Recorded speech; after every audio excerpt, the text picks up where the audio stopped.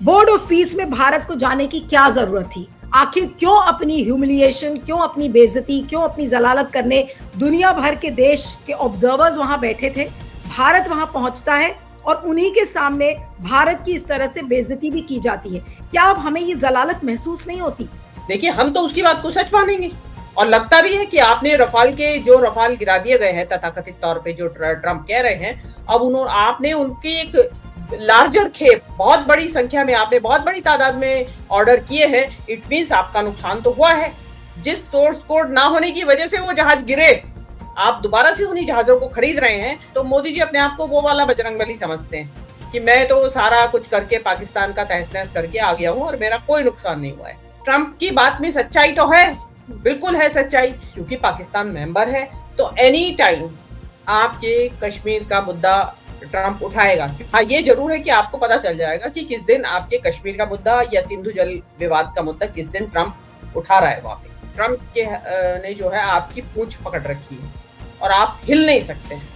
पाकिस्तान के गिरे होते तो उन्होंने बताया होता कि पाकिस्तान के भी कुछ गिरे, लेकिन वो तो ऐसा कुछ बोल नहीं रहे।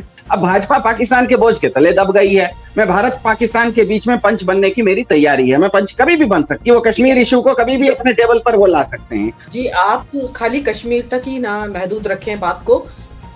सिंधु जल संधि जो है वो भी कहेंगे भाई, जो डेफिनेटली छोड़ना पड़ेगा इनको पानी। भारत अगर चाहता भी है कि पाकिस्तान पर रिटेलिटरी अटैक करे तो भारत को 100 बार सोचना पड़ेगा। पाकिस्तान से नहीं निपट सकते हैं। हमारी कोई मंशा नहीं है, हमारी कोई ताकत नहीं है। भारत को सबने मना किया था कि भारत इसको इस बोर्ड ऑफ पीस का मेंबर नहीं बनना चाहिए। भारत मेंबर नहीं बना, लेकिन भारत एक ऑब्जर्वर के रूप में वहां पर पहुंच गया। तो भारत के जो चार्ज डी अफेयर्स हैं वो वहां पर थे और उन्हीं के सामने डोनाल्ड ट्रंप ने ऑपरेशन सिंदूर से जुड़े हुए कुछ और राज कल खोल दिए। और इस बार उन्होंने कहा कि अरे, हमने तो 200% की टैरिफ की धमकी दोनों भारत और पाकिस्तान को दी थी और जेट प्लेन्स के बारे में कहा कि 11 जेट प्लेन गिराए गए, बहुत एक्सपेंसिव प्लेन्स। ये तो कोई भी समझ जाएगा कि आखिर ये 11 जेट्स कौन से थे, किसकी बात कर रहे थे। मोदी जी ने तो हमें कभी बताया नहीं पूरे देश को कि कितने जेट गिरे। आज तक वो एक राज ही है और इस राज को डोनाल्ड ट्रंप ही खोलते रहते हैं। अब Donald Trump board of peace में 25-30 देश जो भी हैं उनके बोर्ड मेंबर्स उनके सामने और सारे ऑब्जर्वर्स के सामने वो फिर से एक बार मोदी जी की बेइज्जती करते हैं, इस बात को कहते हुए कि हमने 200% टैरिफ की जब धमकी दी तो दोनों को लगा कि इकोनॉमिक लॉसेस हो जाएंगे। उसके वजह से दोनों तैयार हुए सीज फायर करने के लिए, यानी कि शांति वार्ता के लिए तब तैयार हुए जब मैंने उनको 200% की टैरिफ की धमकी दी। बोर्ड ऑफ पीस में भारत को जाने की क्या जरूरत थी? आखिर क्यों अपनी ह्यूमिलिएशन, क्यों अपनी बेइज्जती, क्यों अपनी जलालत करने भारत वहां पर एक ऑब्जर्वर के रूप में भी पहुंचा? क्या जरूरी था जाना? दूसरा सवाल यह है कि जेट्स और टैरिफ्स का सच क्या है? क्या ये सच हमें कभी पता चलेगा? कभी 3 जेट, कभी 5, कभी 7, कभी 10, कभी 11 और अब तो 10 से 11 हो ही गया। उन्होंने कहा कि 11 जेट्स गिराए गए हैं। पाकिस्तान लगातार डोनाल्ड ट्रंप को एंडोर्स करता है। डोनाल्ड ट्रंप जो भी चीजें कहते हैं उसको वो एंडोर्स करता है, चाहे वो न्यूक्लियर की बात हो, चाहे टैरिफ्स की बात हो, सारी चीजों पर पाकिस्तान हामी भर देता है और भारत चुप हो जाता है, ये कहते हुए नहीं नहीं, हमारे दोनों देशों के बीच में बातचीत होने के बाद हमने सीज फायर किया। आखिर इसका ऑपरेशन सिंदूर का सच कभी सामने आएगा? मोदी जी चुपचाप बैठे रहेंगे? तो आज मुख्य सवाल यह है कि दुनिया में अपनी बेइज्जती कराने भारत क्यों वहां पहुंचा था? अरे, कोई बहाना कर देता। क्या बोर्ड ऑफ पीस इतना जरूरी था जाने के लिए कि आपने अपने चार्ज डी अफेयर्स को वहां पर बतौर ऑब्जर्वर की तरह आपने बिठा दिया और भारत की वहां पर बेइज्जती हो रही है? भारत बोर्ड ऑफ पीस में क्यों पहुंचा एक ऑब्जर्वर के रूप में? और जेट्स और टैरिफ्स का सच क्या है? लगातार डोनाल्ड ट्रंप, मोदी जी और भारत की बदनामी करने पे तुले हुए हैं, लेकिन हम अपनी गर्दन झुकाकर ट्रंप को कहते हैं यस बॉस, आप जो भी कहेंगे सब सही है। दुनिया भर के देश के ऑब्जर्वर्स वहां बैठे थे। भारत वहां पहुंचता है और उन्हीं के सामने भारत की इस तरह से बेइज्जती भी की जाती है। क्या अब हमें ये जलालत महसूस नहीं होती? देखिए नीलू जी, मुझे तो ऐसा लगता है कि ये जो हमारी ट्रेड डील हुई है, इसकी एक शर्त है कि आप या तो बोर्ड ऑफ पीस ज्वाइन करें, और नहीं कर रहे हैं तो आपको इस बार ऑब्जर्वर के तौर पे आना पड़ेगा। और जो ये इसके रेंटिंग है डोनाल्ड ट्रंप की, वो सुननी पड़ेगी। आप देखिए कि सरकार बताती नहीं है कि एक्चुअली आउटकम क्या रहा ऑपरेशन सिंदूर का, या कितने जहाज गिरे, नुकसान क्या हुआ। नुकसान तो युद्ध में होता ही है, इसमें शर्माने की क्या बात है। तो उसमें आप शर्मा रहे हैं, बताना नहीं चाहते हैं, क्योंकि मोदी जी की जो महामानव की और जो 56 इंच का वाला है वो उसमें डेंट लगता है, इसलिए वो बताना नहीं चाहते हैं। तो देखिए पब्लिक जो है, जो डोनाल्ड ट्रंप बोल रहे हैं, विश्व का नेता है, वो यूएसए का नेता है, जिससे कि आप भी दबे हुए बैठे हैं, जिससे आप डरते हैं, जिससे आपने डर के ट्रेड डील कर ली है, तो क्यों ना उसकी बात को सच माना जाए। देखिए हम तो उसकी बात को सच मानेंगे, और लगता भी है कि आपने रफाल गिरा दिए गए हैं तथाकथित तौर पे, जो ट्रंप कह रहे हैं, अब आपने उनकी एक लार्जर खेप, बहुत बड़ी संख्या में, आपने बहुत बड़ी तादाद में ऑर्डर किए हैं, इट मीन्स आपका नुकसान तो हुआ है। अदरवाइज नहीं तो इतने सारे जहाज क्यों लेते हैं आप अचानक से, और वो भी फ्रांस से ले रहे हैं, जिसके बारे में आपको सोर्स कोड भी नहीं दे रहा है, वो सोर्स कोड भी नहीं देगा, और जिस सोर्स कोड ना होने की वजह से वो जहाज गिरे, आप दोबारा से उन्हीं जहाजों को खरीद रहे हैं। तो हम तो भाई ट्रंप के बात को मानेंगे, सच मानेंगे कि यस 11 ही गिरे होंगे, और जहाज तो गिरे हैं, वो आपके जो सेना के टॉप ऑफिशियल्स हैं वो भी गाए बगाए बार बार, मुझ में टाइमलाइन तो अभी एग्जैक्टली बता नहीं सकती हूँ डेट वाइज, लेकिन वो बार बार बात आ रही है कि यस कोलेटरल डैमेज हुआ है, होता है भाई, इसमें शर्माने की क्या बात है। लेकिन मोदी जी जो है वो एक अलग ही ब्रीड है उनकी, तो उनका सोच ही अलग है। उनको ये लगता है कि बस कुछ नहीं गिरा है और मैं महाबली हूं, और जैसे हनुमान जी जो पूंछ में उन्होंने अपनी उनकी आग लगी तो लंका जला के आ गए, हनुमान का बाल बांका नहीं हुआ। तो मोदी जी अपने आप को वो वाला बजरंगबली समझते हैं कि मैं तो सारा कुछ करके पाकिस्तान का तहस नहस करके आ गया हूं और मेरा कोई नुकसान नहीं हुआ है। लेकिन आज का जमाना इंटरनेट का, सैटेलाइट का जमाना है, जहां की सब चीज पे जर्रे जर्रे पे नजर है, आपके सबकी नजर है, और आपकी भी होगी, सबके जो एस्टेब्लिशमेंट है इंडिया की भी होगी, ऐसा नहीं मैं कह रही हूँ। तो उसमें आपको जो डोनाल्ड ट्रंप कह रहे हैं, देखिए वो आपको जब तक बेइज्जत करता रहेगा, वो आपकी चिचालेदारी आपको नीचा दिखाता रहेगा, जब तक आप बोर्ड ऑफ पीस ज्वाइन नहीं करेंगे और सीज फायर की बात नहीं मानेंगे। सीज फायर की बात को ना मानना, ट्रंप अभी भी इसमें पीछे नहीं हटा है। हम लोग सोच रहे थे कि शायद ट्रेड डील कर ली है मोदी जी ने ट्रंप की शर्तों पे, तो इसलिए ट्रंप जो है सीज फायर की बात से पीछे हट जाएगा। लेकिन आपने देखा कि आज कल भी उसने जो बोला है, उसमें प्रेसिडेंट ट्रंप ने वो बोला है, वो बोल रहे हैं अभी भी खुद करके। तो हमें ये भी लगता है कि इसके बावजूद भी अगर ट्रंप बोले जा रहे हैं, तो देखिए एक आदमी झूठ बोलता है तो एक लिमिट होती है ना झूठ बोलने की भी, तो कितनी देर बोलेगा झूठ।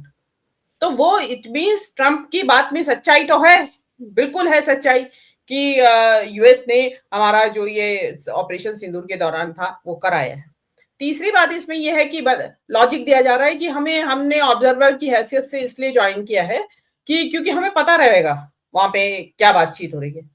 भाई आपको क्या पता रहेगा, आपको यही तो महज आपको मेनली तो यही पता रखना है कि भाई पाकिस्तान को लेके क्या बात हो रही है, क्योंकि पाकिस्तान वहां इज ऑन बोर्ड, वहां पाकिस्तान उसमें मेंबर बना रखा है उन्होंने, तो आपको पता रहेगा। लेकिन क्योंकि पाकिस्तान मेंबर है तो एनी टाइम आपके कश्मीर का मुद्दा ट्रंप उठाएगा, क्योंकि उसके एम्बिट में नहीं है। जो ट्रंप ने उसके जो 22 जनवरी को शायद ये स्टैब्लिश हुआ था, इसका इनॉग्रेशन हुआ था, उस दिन उन्होंने बोला था कि दुनिया भर में जहां भी कॉन्फ्लिक्ट जोन्स हैं वहां हम इंटरवीन करेंगे, और उन्होंने ये बताया कि यूएन का सब्स्टिट्यूट है ये, it will take place of UN, मतलब उसको आउटपेस कर देगा।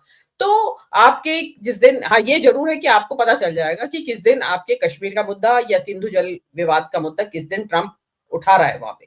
और जो आपका ये सब करने के बावजूद भी हमें ये समझ में नहीं आ रहा है कि आपने ट्रेड डील उनके हिसाब से मान ली। आप ट्रंप से इतना डरते हैं कि जहां ट्रंप दुनिया के किसी भी कोने में होता है वहां आप जाते नहीं है, कोई भी समिट हो कुछ भी हो आप वहां जाते नहीं है, और डरते हैं, ट्रेड डील साइन कर ली है और चुप बैठे हैं, बिल्कुल कुछ भी हो जाए, मतलब ट्रंप की बात को आप वापस कोई प्रतिकार देते नहीं है। तो उससे ये लगता है कि आपके बहुत कुछ ट्रंप के ने जो है आपकी पूंछ पकड़ रखी है और आप हिल नहीं सकते इसमें। और क्योंकि सोचने वाली बात है, हम ऑब्जर्वर की हैसियत से पहुंचे, तो कोई नेटो का कंट्री वहां नहीं पहुंचा ऑब्जर्वर की हैसियत से, कोई G7 वहां नहीं पहुंचा ऑब्जर्वर की हैसियत से, कोई G20 से नहीं पहुंचा ऑब्जर्वर की हैसियत से। हमें ऐसी क्या बेचैनी हुई थी? इट मीन्स वहां पे दबाव है कि आपको यहाँ बैठना पड़ेगा, और मेरे जो टॉन्ट्स है मेरे वो सुनने पड़ेंगे आपको। गाजा के इशू पर वहां पर किस तरह से पीस मेंटेन किया जाएगा, उसका रिबिल्डिंग कैसे होगा, इस पर बात करने के बजाय वो अगर इंडिया पाकिस्तान के कुछ पुराने मामले पर बात कर रहे हैं और अब की बार वो अपनी संख्या को अपग्रेड कर रहे हैं।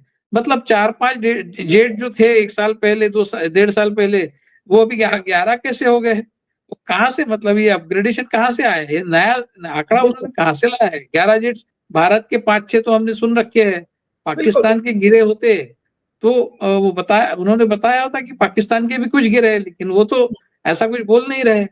तो उनका निशाना तो भारत पर ही साध रहे हैं, इसमें कोई शक नहीं, क्योंकि पाकिस्तान के साथ जिस तरह से उनकी बॉनहमी हमको दिख रही है, वो स्ट्रेटेजिक रीजंस की वजह से, स्वार्थ की वजह से, तो होता ही है अंतर्राष्ट्रीय राजनीति में, बगैर स्वार्थ के थोड़ी बॉनहमी होती है, तो वो है। लेकिन उनकी पिछले 1-2 सालों से उनके अच्छे संबंध पाकिस्तान से ज्यादा है और हमसे कम है। बीजेपी के नारों से ही बीजेपी को रौंद देने का एक बहुत अच्छा नुस्खा उन्होंने एक पैंतरा निकाल दिया कि बीजेपी के जितने नारे हैं ना, उनको उसी के नारों में उसको फंसा दो। पहले वो विश्वगुरु का नारा देते थे, उसको वो निगल गए। ऑपरेशन सिंदूर आप कर रहे थे, सीज फायर उन्होंने करवा दिया, तो अब आप विश्वगुरु का नारा नहीं दे सकते। फिर एप्स्टीन फाइल लाया, अब उसके जरिए अब कहीं पर भी भाजपा चाल चरित्र चेहरा की बात अब नहीं करती है। चाल चरित्र चेहरा वाला नारा जो है बीजेपी का निरस्त हो गया। तीसरी बात यह कि बीजेपी पिछले 10 साल में भारत और पाकिस्तान के बीच में, भाजपा 2014 में जब भारत में सत्ता में आई, उससे पहले 4 युद्ध हो चुके थे। 1948 में हुआ था, 1965 में हुआ था, 1971 में हुआ था, कारगिल के समय हुआ था। लेकिन 4 युद्ध पाकिस्तान के साथ होते हुए भी भारत कभी, पाकिस्तान और भारत एक तराजू में नहीं तुलते थे। भारत अपने आप को दुनिया के दूसरे लेवल पर मानता था, वो नॉन अलाइंड मूवमेंट वगैरह में था। पाकिस्तान एक हमारे लिए छोटा सा इशू था, बहुत छोटा सा इशू था। जब चाहिए हम युद्ध करते थे, जब चाहिए उसको सबक सिखा के वापस अपना बड़ा काम करते थे। लेकिन पिछले 10 साल से बीजेपी जब से सत्ता में आई है, तब से उसने पाकिस्तान पाकिस्तान पाकिस्तान इतना ज्यादा बोलना शुरू किया कि ट्रंप साहब ने उसको पकड़ लिया है। उसी पाकिस्तान की बोगी को, पाकिस्तान का बोझ को भाजपा के सर पे अब रख दिया है। अब भाजपा पाकिस्तान के बोझ के तले दब गई है। तो एक तो उन्होंने भाजपा को कंटेन कर दिया, उनका विश्वगुरु नहीं कर सकते। भारत और पाकिस्तान को एक तराजू पर ले आते हैं। जब भी वो बोलते हैं कि मैंने भारत पाकिस्तान का युद्ध रुकवाया, मतलब ट्रंप साहब भारत और पाकिस्तान को एक तराजू पर ले आते हैं। वो बार बार ये बता रहे हैं कि जब भी जरूरत पड़ेगी ना, मैं भारत पाकिस्तान के बीच में पंच बनने की मेरी तैयारी है, मैं पंच कभी भी बन सकता हूं। तो जिस तरह से मीनू जी ने कहा कि वो कश्मीर इशू को कभी भी अपने टेबल पर वो ला सकते हैं। इस ग्लोबल फोरम पर भारत और पाकिस्तान के बीच कश्मीर इशू भी लेकर डोनाल्ड ट्रंप बैठ जाएंगे, तो फिर हम क्या करेंगे? हम तब भी बैठकर सुनते रहेंगे? जो भी वो कहेंगे हम चुपचाप सुन लेंगे, क्योंकि डोनाल्ड ट्रंप के सामने सिर झुकाना हमारी मजबूरी होगी। जी, आप खाली कश्मीर तक ही ना महदूद रखें बात को।